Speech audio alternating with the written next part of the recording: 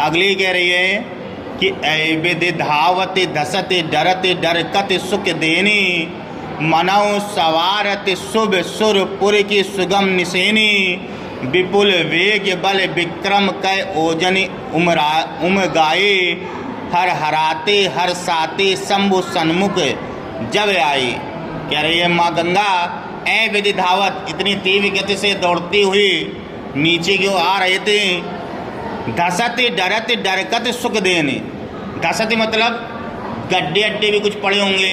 इनके अनुसार, जबकि कोई ऐसा नहीं है, लेकिन होगा कहीं जहाँ कभी कह रहा है, तो उनसे होते हुए लुढ़कते हुए पलटते हुए, जल है पलटेगा भी लुढ़केगा भी, नीचे भी होगा ऊपर भी होगा। इस तरीके से वह सुख देने के लिए, क्या करने के लिए, सुख देने के लिए धरती की ओर आ रही है। मनहु सवारत शुभ सुरपुर की सुगम निसेनी, ऐसा लग रहा है मनहु सवारत जैसे वे मन में संवारती हुई शुभ अच्छा,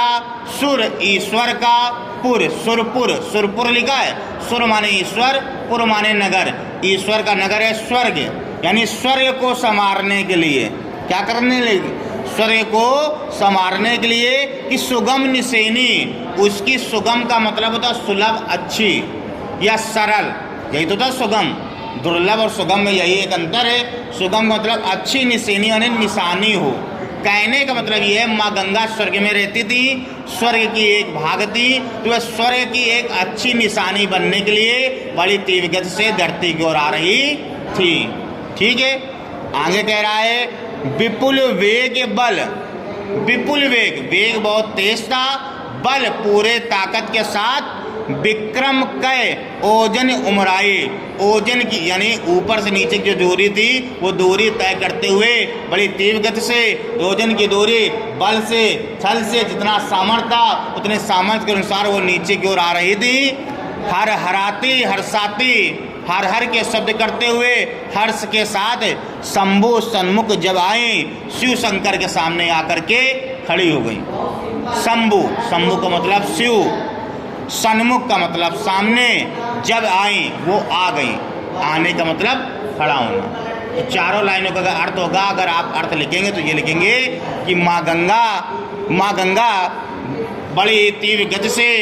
आसमान से धरती पर आती हुई,